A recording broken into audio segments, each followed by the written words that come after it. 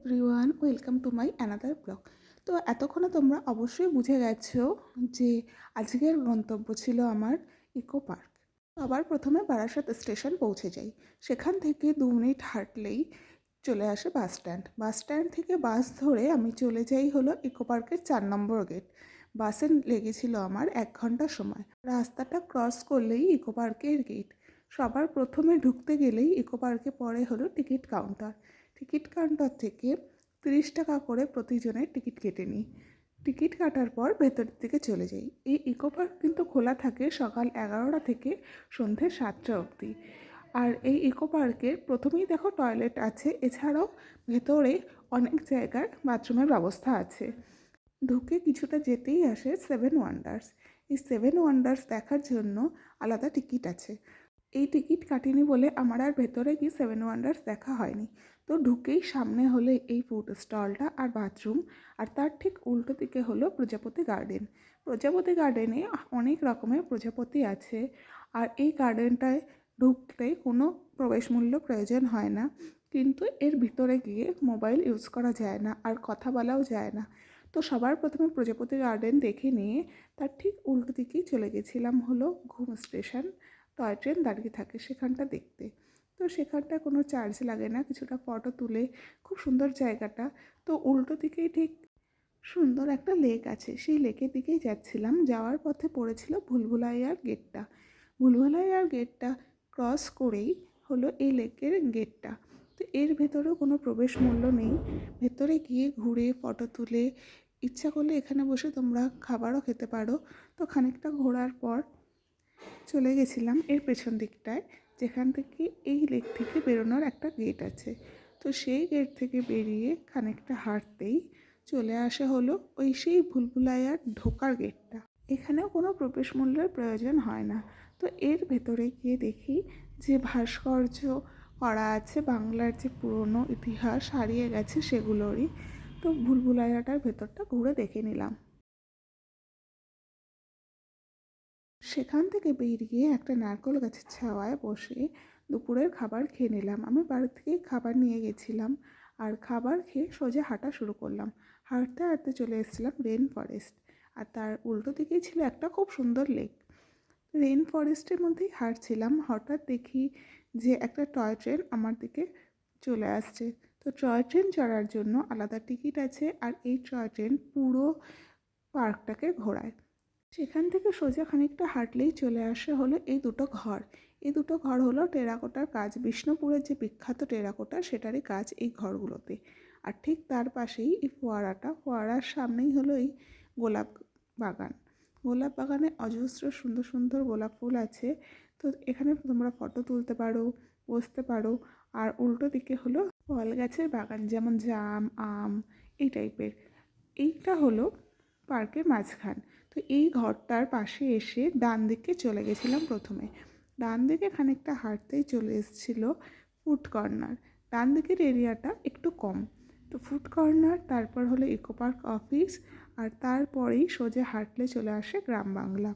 গ্রাম বাংলার এই জায়গাটা খুবই সুন্দর। এখানেও দেখো টয় ট্রেন চলে এসছে। তো গ্রাম বাংলার এখানটা বাগান বিলাসে এতটাই সুন্দর যে রিলস বা ভিডিও বানানোর জন্য সবথেকে ভালো জায়গা।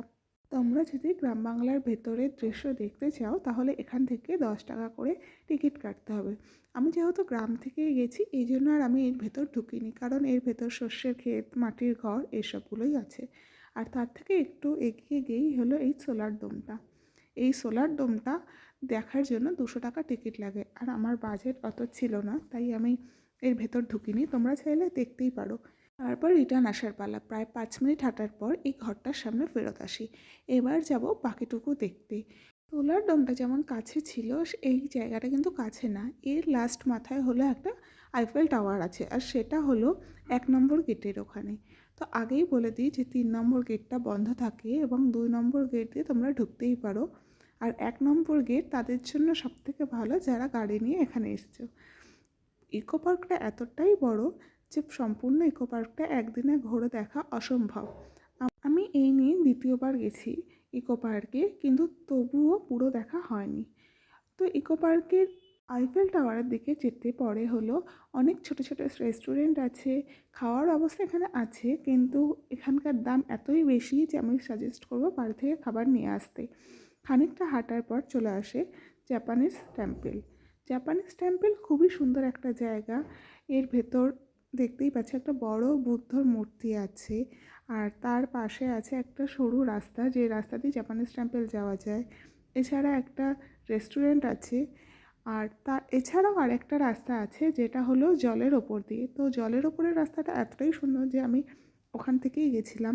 তোমরাই দেখে নাও যে কতটা সুন্দর এই জায়গাটা, আর বিকেলের রোদে আরও সুন্দর লাগছিল। তো তারপর চলে গেছিলাম জাপানিজ টেম্পেলের ভেতর দিকটা। জাপানিজ টেম্পেলটা হলো সামনে থেকে এরকম একটা বিল্ডিং, আর ভেতরে হলো টেম্পেলটা। তো টেম্পেলের ভেতর ঢুকতেই জুতো খুলতে লাগে না, কিন্তু টেম্পেলের একদম সামনে যে কাঠের অংশটা, সেখানে যেতে গেলে জুতো খুলতে লাগে। আর এর ভেতরে একটা জাপানিজদের ওই যেটা ঘোরে না বাইরে, সেই জিনিসটারই বড় তৈরি করা আছে। আর তারপর সেখান থেকে বেরিয়ে চলে গেছিলাম পেছন দিকটায়। পেছন দিকে একটা ছোট পার্ক আছে, পার্কটা খুব সুন্দর। অ্যাকচুয়ালি ইকো পার্কের সব জায়গাগুলোই খুব সুন্দর, আর ফুল গাছ হওয়াতে আরও বেশি ভাল লাগে। তো এই পার্ক থেকে বেরিয়ে একটু চা খাওয়ার জন্য চায়ের দর করতে গেছিলাম। তো বলে যে 1 কাপ চা 25 টাকা। শুনে আর আমরা চা খাইনি, কারণ আমাদের এখানে 1 কাপ চা 5 টাকা। তো সেই আইফেল টাওয়ারটা, আর তারপর আবার ফেরত এসেছিলাম প্রায় 10-15 মিনিট হেঁটে সেই ঘরটার কাছে। আর তখন এই ঝর্ণাটাও চালু হয়ে গেছিলো। তারপর বসেছিলাম আমরা প্রায় আধ ঘন্টা লাইট অ্যান্ড মিউজিক শো দেখব বলে। যারা ইকো পার্ক যাচ্ছ তারা একটু সন্ধে করে আসবে, 5:30 থেকে শুরু হয়ে যায় লাইট অ্যান্ড শো। কত সুন্দরই না লাগে। 10 মিনিট মতো লাইট অ্যান্ড শো দেখার পর আমরা ফেরত চলে আসি হলো মেন গেটের দিকে। আসার সময় দেখি পুরো ইকো পার্কে লাইট জ্বালিয়ে দিয়েছে, আর লাইট জ্বালানোর পর ইকো পার্কটা আরও সুন্দর বেশি লাগছে। 4 নম্বর গেট দিয়ে গেছিলাম, আর 4 নম্বর গেট দিয়েই ফেরত চলে আসি। ইকো পার্কের 4 নম্বর গেটের এই জায়গাটা তো আগেই দেখিয়েছি। এখান থেকে বেরিয়েই হলো একটা ব্রিজ। সেই ব্রিজের তলা থেকে হেঁটে গেলে মেন রোড। মেন রোড থেকে দাঁড়ালেই সোজা আরেকটা ব্রিজ দেখা যায়। সেই ব্রিজের তলা থেকে বাস ধরে চলে আসি বারাসাত স্টেশনে, আর সেখান থেকে ট্রেন ধরে চলে আসি বাড়ি। আজকের ভিডিওটা কেমন লাগলো অবশ্যই জানিও, আর চ্যানেলটাকে সাবস্ক্রাইব করে দিও এরকম আরও অনেক ভালো ভালো ভিডিও দেখার জন্য। টাটা।